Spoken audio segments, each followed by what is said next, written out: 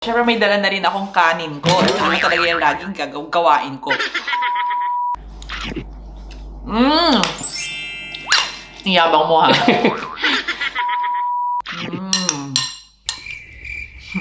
So, Ikaw na mag-close.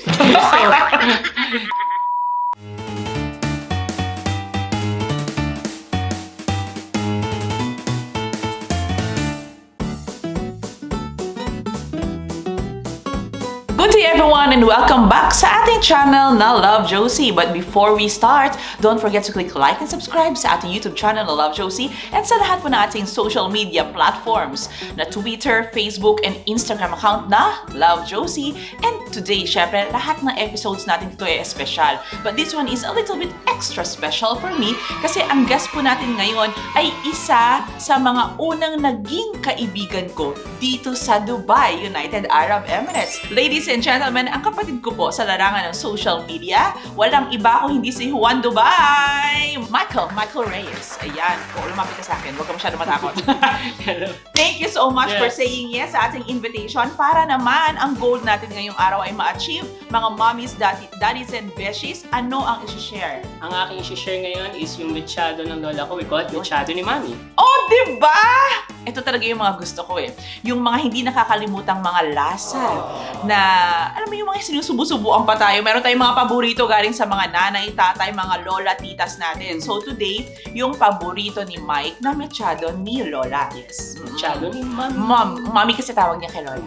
Ayan. So, ready na ba kayo? Kasi si Mami Josie, ready na akong matuto kay Mike ng mechado ni mami.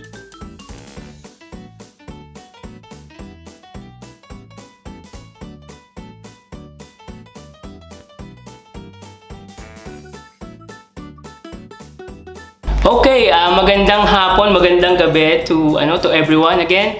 And ako ulit si Mykhel, and yes, I've been known Mami Josie since 2009. I want to share this to you, yung mechado ng lola ko. We call it mechado ni mami. Hindi naman siya ganun ka-complicated, but it takes mastery to do it kasi it took me like years to perfect. Okay, so for this one, what we need is 1 kilo of beef chunks, tomato sauce, 1 kilo din, and liver, beef liver or chicken liver, patatas, potato, kamatis, sibuyas, bawang, all-purpose cream, yung walang flavor, bay leaves, calamansi, salt, pepper, toyo, and we're ready to go. Okay, let's start. First, kailangan nating palambutin yung beef chunks. So, eto, lagay natin yung beef chunks. Use pressure cooker dahil mas mabilis yung mapapalambot ang beef. Or kung marami naman kayong time, you can actually use the normal na kaldero, and it takes you like 2 hours to make this tender. So, habang nilalagay niyo to sa kaldero, make sure na ready na yung yung salt, kasi you're gonna put salt here para sa flavor, and you're going to put pepper. Tapos we're going to put water, at ang technique dito sa pressure cooker, huwag niyong pupunuin ng tubig. Kapag nag-submerge na yung beef, make sure na meron kayong allowance na 1 inch. Para safe.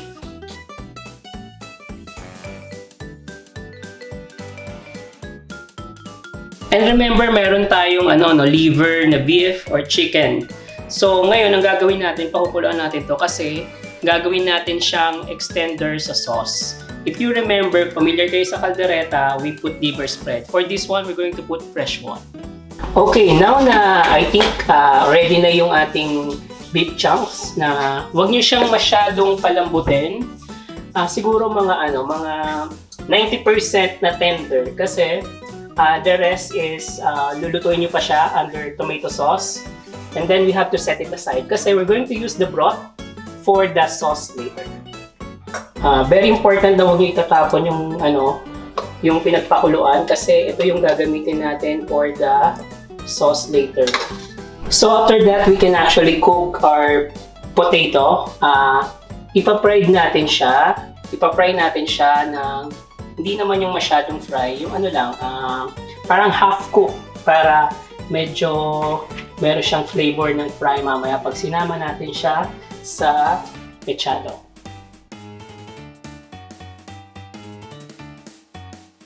Now, magigisa na tayo. No? Ilalagay natin yung ating garlic at saka sibuyas.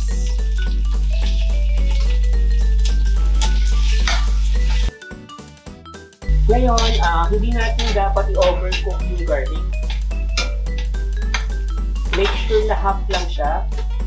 Kasi, isasama na natin yung meat.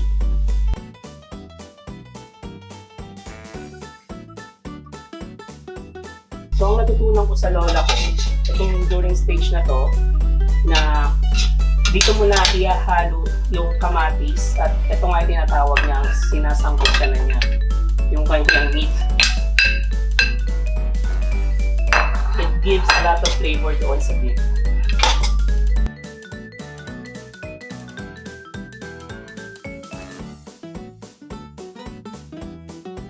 Yan. And then sa stage na to, ilalagay din natin yung ating salt at saka yung pepper.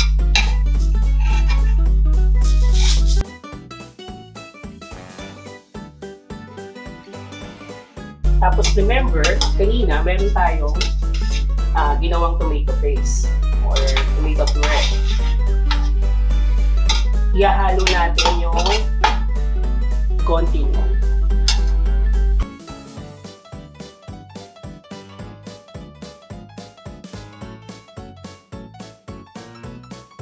Now we have to put the soy sauce.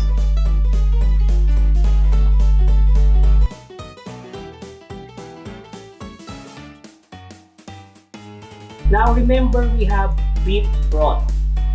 Yun ang ilalagay na natin next. Yung ating beef broth.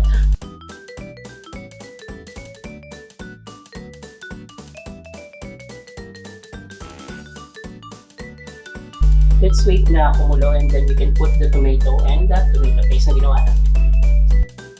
A few moments later. So as you can see, kumukulo na siya. No? Bali, ang ginawa natin sa stage na to, we make sure na magmantika si tomato sauce with the beef tomato paste. Then lalagyan natin yung the rest. Again, ito ang dapat na dominant na lasa niya kasi it's mechado. Ilalagay na natin ang tomato sauce.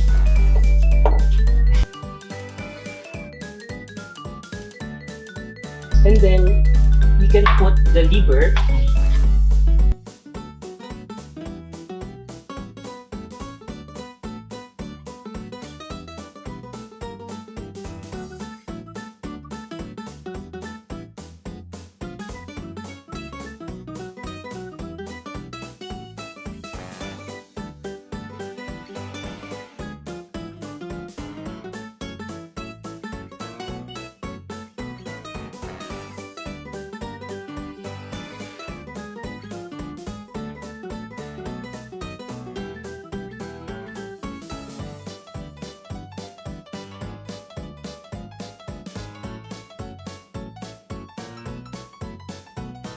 A few inches later. So, we are done kasi malambot na yung patatas and we can actually serve it.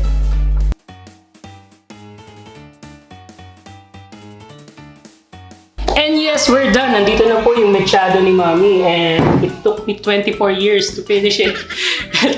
Dahil dyan, tatawagan natin ang ating critic, si Mommy Josie. Siyempre may dala na rin akong kanin ko. Ito naman talaga yung laging gawain ko.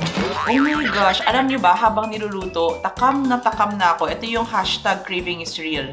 Kasi sobrang bango. Sobrang bango. So again, mga mommies, beshes, and mga daddies, yung basic mechado recipe na binigay sa atin ni Mike kanina, pwede nyo talagang gawin. Maglaro kayo sa kusina niyo. Yeah, your version. Iyabang mo ha.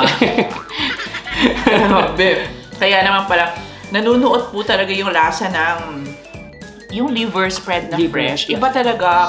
At saka, yung lasa ng tomatoes. Yeah.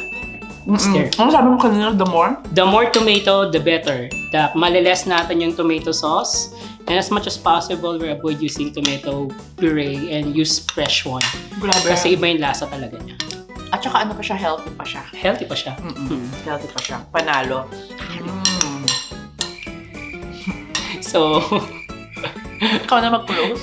so, thank you, Mami, for entrusting me your recipe. And thank you, Josie, for sharing it to them. And hindi ito yung last because Mike will be back for sure. Marami pa siyang mga gustong i-share sa atin. And again, ang goal ng Josie's Kitchen, check na naman po tayo ngayon.